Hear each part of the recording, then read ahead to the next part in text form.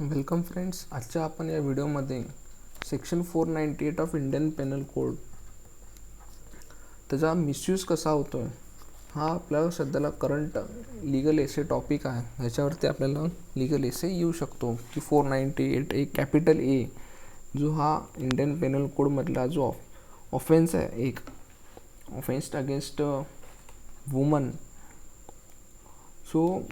तर हा लीगल एसे एक्झामला आता सध्या लिहू शकतो, कारण की सध्याला हे जे केसेस 498चे मिसयूज दाखल होत आहेत. त्या इंट्रोडक्शनमध्ये आपण काय लिहिलं पाहिजे की मॅरेज एक सॅक्रेड इन्स्टिट्यूशन आहे, एक ओल्डेस्ट सोशल इन्स्टिट्यूशन आहे. सॅक्रेड आहे, एक पवित्र आहे, आणि हे सोसायटीचं एक फाउंडेशन आहे. हे प्रॉस्परस टू द सोसायटी आहे. पण सध्याला मॅरिटल क्राईम असतील, लाईक मॅरिटल रेप असेल, bride burning to the woman असेल, किंवा डावरी डेथ असतील, किंवा इन दीज डेजमध्ये डोमेस्टिक व्हायलेन्ससारखे केसेस इन्क्रीज होत असतील, तर हे आपल्या मॅरेज इन्स्टिट्यूशनला ब्रेकडाऊन करतात. तुम्ही हे इंट्रोडक्शनमध्ये लिहायला पाहिजे की पहिल्यांदा मॅरेजबद्दल तुम्ही चांगल्या गोष्टी लिहा की इन्स्टिट्यूशन मॅरेज हे ओल्डेस्ट आहे, सोशल इन्स्टिट्यूशन आहे, सॅक्रेड आहे, व्हेरी पवित्र आहे, प्रॉस्परस टू द सोसायटी आहे. पण या केसेसमुळे this marriage institution is totally breakdown होतो आहे. तर 498 हे केव्हा आला, आता आपण हे इंट्रोडक्शनमध्ये सुरुवातीला थोडक्यात लिहायला पाहिजे की हा आता ट्रबल होत चाललेला आहे. Now husband getting very worse in this, म्हणजे हा या केसेसमध्ये फसतो आहे. In whether husband is innocent or not, it will be decided after the decision of the court, but just filing a case 498 capital A मध्ये husband gets in trouble and his family also. false cases सध्याला वाढतात, त्यामुळं हा सध्याला current topic बनलेला आहे. हे तुम्ही इंट्रोडक्शनमध्ये लिहू शकता की marriage is a social institution, is a very sacred आहे, पवित्र आहे, प्रॉस्परस टू सोसायटी आहे, हे तुम्ही लिहू शकता. नाव द सेकंड थिंग की जे हिस्टॉरिकल बॅकग्राऊंडमध्ये आपल्याला थोडक्यात सांगावं लागेल की अगोदर खरंच होत होतं का 498 सारखे मिसयूज होत होते का, आणि हा कायदा 498 कॅपिटल ए. ए म्हणजे काय की अमेंडमेंट थ्रू आलेलं आहे. म्हणजे लॉर्ड मॅकॉलेने इनिशियली हा IPC Indian penal code draft करताना हा प्रोव्हिजन्स ॲड केलेलं नव्हतं. आणि इंडियन पेनल कोणाचा आहे, किती सालचा आहे, 1980चा आहे. 1880चा आहे, सॉरी 1980 नाही. 1880चा आहे IPC, व्हेरी ओल्डेस्ट लॉ, 1880चा आहे. हा इंग्रज स्वातंत्र्य होण्याच्या अगोदरचा कायदा आहे. हे तुम्हाला पहिलं लिहावं लागेल. त्यावेळेस एवढे ॲट्रॉसिटी होत होते का, आणि जरी होत असतील पण त्यासाठी काही प्रोव्हिजन्स होते का, जसं डावरी डेथसाठी 304A कॅपिटल ए नंतर नाला अगेन अमेंडमेंट आहे. तर वुमन फक्त 323 असेल, 324 असेल या केसेसमध्ये, किंवा अबेटमेंट असेल 306 असेल, या केसेसमध्ये फक्त ती फाईल करू शकत होती. As a woman only files cases only under 323, 224, assault असेल किंवा रॉंगफुल कन्फाइनमेंट असेल. आधी ओल्ड ह्याच्यामध्ये womans can be locked in a one room. Wrongful कन्फाइनमेंटमध्येच ती जाऊ शकत होती. तिची मेंटली फिजिकली हॅरॅसमेंट होत होती. 498 कॅपिटल हे ह्याच्यामध्ये मेंटली सुद्धा कवर करते आणि फिजिकली सुद्धा कवर करते. अगोदर womans did not raise the voice regarding atrocities against them, जे त्यांच्यावरती जे ॲट्रॉसिटीज होत होते ते त्याच्यावरती व्हॉइस रेज करू शकत होते का, तर नाही. मग नंतरनं हे ज्यावेळेस वाढायला लागलं, देन गव्हर्मेंट और सोसायटी फील्स दॅट, आणि सर्टन इन्स्टिट्यूशन्स आहेत, लाईक ऑर्गनायझेशन असतील, वुमन ऑर्गनायझेशन असतील, सोशल महिला मंडळ असतील, वुमन एम्पॉवरमेंट जसं मूव ऑन झालं, when the woman gets the education, they feel that they should raise the voice against the such a cruelty at the hands of husband and the relatives. So त्यानंतरनं 2005मध्ये काय आलं, domestic व्हायलन्ससारखे नवीन lodge एन्श्रिन केले गेले आपल्या सोसायटीमध्ये. हे तुम्ही हिस्टॉरिकल बॅकग्राऊंडमध्ये लिहू शकता. लक्ष्मीबाई असेल, सरस्वती असतील, महात्मा ज्योतिबाई फुलेंची मिसेस असतील. सो तुम्ही या केसेसबद्दल बॅकग्राऊंडमध्ये लिहू शकता की हाऊ दे आर फायटिंग. आणि आता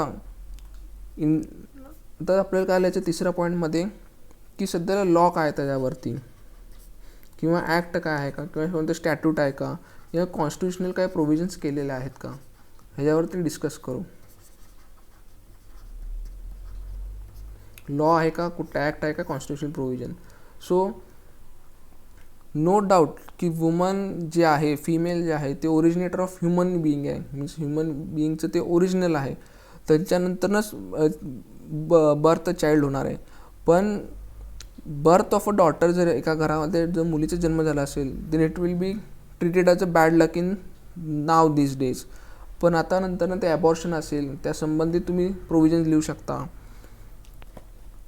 आता ॲक्टमध्ये हे 1983ला काय केलं, अमेंडमेंट केले. कशामध्ये, IPCमध्ये आहे, क्रिमिनल प्रोसिजर कोडमध्ये असेल, एव्हिडन्स ॲक्टमध्ये असेल, किंवा डावरी प्रोहिबिशन ॲक्ट असेल. व्हेरियस ॲक्ट्स त्यांनी एन्श्रिन केलेत की ॲट्रॉसिटी अगेन्स्ट वुमन होऊ नये यासाठी. मीन्स 1983ला हा 498 कॅपिटल ए आला. CRPCमध्ये त्याची सेपरेट प्रोसिजर आली. एव्हिडन्स ॲक्टमध्ये त्यांच्या संबंधी काही प्रोव्हिजन्स केले, ते तुम्ही ह्याच्यामध्ये लिहू शकता. सो त्याच्यामध्ये पनिशमेंट केली, 3 इयर्सची पनिशमेंट केली, कॉग्निझेबल केला, नॉन बेलेबल ऑफेन्स केला. सो हे तुम्ही त्यामध्ये लिहू शकता. सो या कायद्याचे आता ॲडव्हान्टेजेस काय आहेत, तुम्ही ॲडव्हान्टेजेस काय लिहू शकता की ह्याच्यामुळं जी रिअल वुमन आहे, real woman in the sense who is actually suffering this kind of act of at the hands of husband, की ज्याच्यामुळे त्यांना डावरी डिमांडसाठी फेस होत असेल, ॲक्च्युअल क्रुअल्टी त्यांच्या होत असेल, मेंटली असेल, फिजिकली असेल, ते तुम्ही लिहू शकता. आणि अगोदर they are keep silent, they did not raise the voice against their husband and in laws, किंवा सिस्टर इन लॉ असेल, मदर इन लॉ असेल, फादर इन लॉ असेल.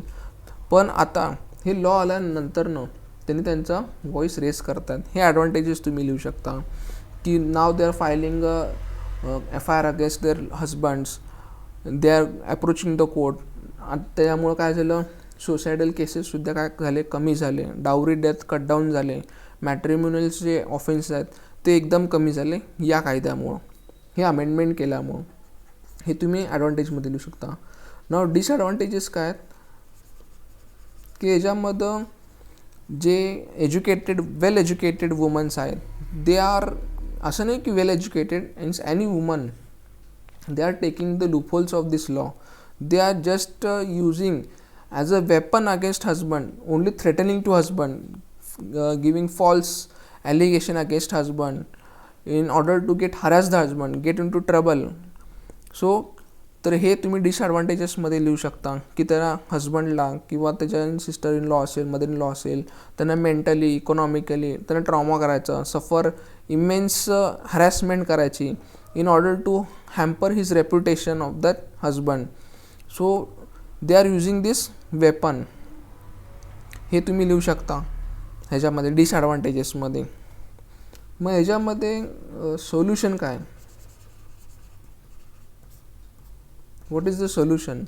मग तुम्ही सोल्युशन लिहिण्या अगोदर तुम्ही केस लॉ लिहा, काही इन्सिडेंट घडले असतील ते लिहा. जसं केस लॉ आहे अर्नेश कुमारची. अर्नेश कुमारच्या केसमध्ये सांगितलं की पोलीस ऑफिसरना डायरेक्शन दिलेत की not to arrest in 498 capital एच्या केसेसमध्ये police officer should not arrest this husband or the relatives of husband directly. Firstly primarily investigation करा whether the case is real or not, और it is the just fake one, किंवा 441A तुम्ही notice घेऊन enquiry करा. जर तुम्हाला satisfy झाल्यानंतर then you arrest त्याच्या husband. But police actually they are not following this judgements of high court. हे अर्नेश कुमारची केस 2014ला आली, त्याबद्दल तुम्ही लिहू शकता. यामध्ये गाईडलाईन्स लेट डाऊन केले आहेत. नंतर DK बसूची केस आहे, त्यासंबंधी तुम्ही लिहू शकता. जोगिंदर कुमारची केस आहे, राजेश कुमारची केस आहे, त्यासंबंधी तुम्ही लिहू शकता. ललिता कुमारची केस आहे, त्याच्यामध्ये अरेस्ट करण्याचे प्रोव्हिजन्स दिलेले आहेत, त्यासंबंधी तुम्ही लिहू शकता. So police officer are not following this guidelines and त्यांच्यावरती ते इलिगल ॲक्शन घेतले जातात. मग हे तुम्ही लिहू शकता.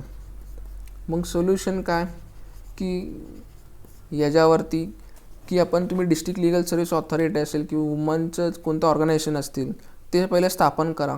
पहिल्यांदा जे पण काही डिस्प्यूट असेल हजबंड वाईफमध्ये, जे पण क्रुएल्टी थिंग, ते फर्स्टली प्रायमरीली एन्क्वायरी करायला पाहिजेत.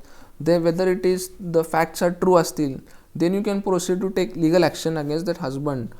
पण हे पहिल्यांदा प्रायमरीली तुम्ही काय करायला पाहिजे, चेकलिस्ट करायला पाहिजे. सो तुम्ही सोल्युशनमध्ये म्हणू शकता की एक चेकलिस्ट करा की हे अशा काही घटना असतील then you can directly arrest the husband. हे तुम्ही त्यामध्ये लिहू शकता.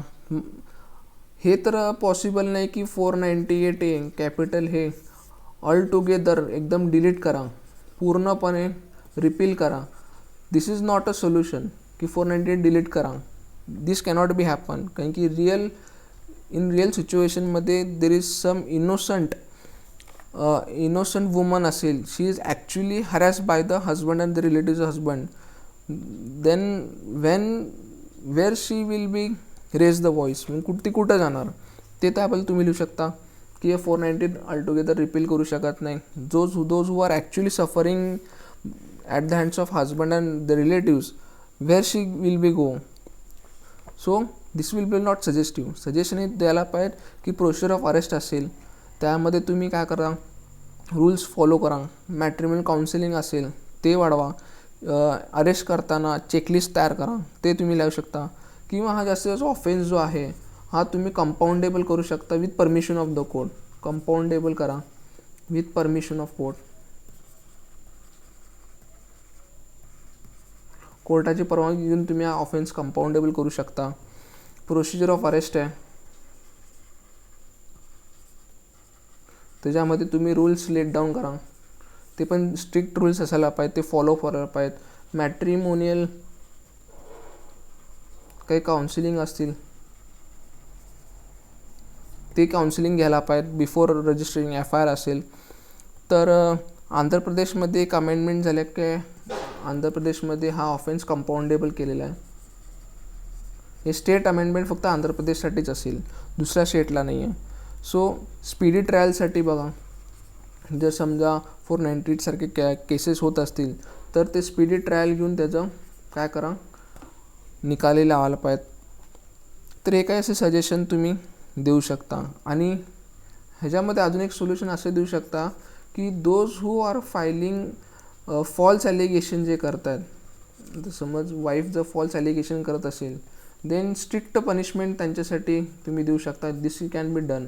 पण हा प्रोव्हिजन तुम्ही रिपील करू शकत नाही. Strict punishment to those who are false allegation जे करतात त्यांच्या संबंधी किंवा जे सपोर्टिव्ह करतात त्यांच्यासाठी हे तुम्ही सजेशन देऊ शकता. सो कन्क्लुजनमध्ये काय आपण लिहायला पाहिजे, नंतर सोल्युशन दिलं. एक प्रॅक्टिकल सोल्युशन आहे की strict punishment to those who are making false allegation. तुम्ही याच्यामध्ये मॅलिशियस प्रॉसिक्युशनसाठी सुद्धा malicious prosecution means falsely implicated असेल तर त्यामध्ये तुम्ही सिव्हिल सूट दाखल करू शकता. याच्यामध्ये हे तुम्ही प्रॅक्टिकल सोल्युशन देऊ शकता. नंतर तुम्ही अजून काय देऊ शकता कन्क्लुजन, की हा ऑलटुगेदर डिलीट तर होऊ शकत नाही पण हा जस्टिफिएबल पण नाही आहे, जस्टिफाईड बाय लॉ पण नाही की हा तुम्ही डिलीट करून टाका.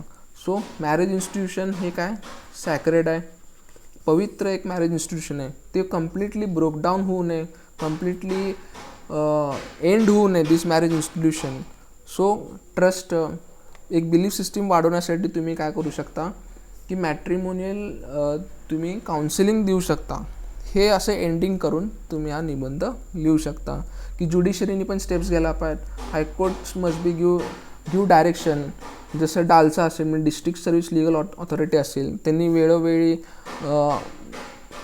सजेशन द्यायला पाहिजे की how the husband and wife should live happily, त्यासंबंधी द्यायला पाहिजे. आणि it is the responsibility of husband, it is responsibility of the wife and other family मेंबर्सच्या आहे. त्यांची ही ड्युटी आहे की मॅरेज इन्स्टिट्यूशन ब्रोकडाऊन होऊ नये. हे तुम्ही असं लिहून एसी जो आहे कन्क्लूड करू शकता.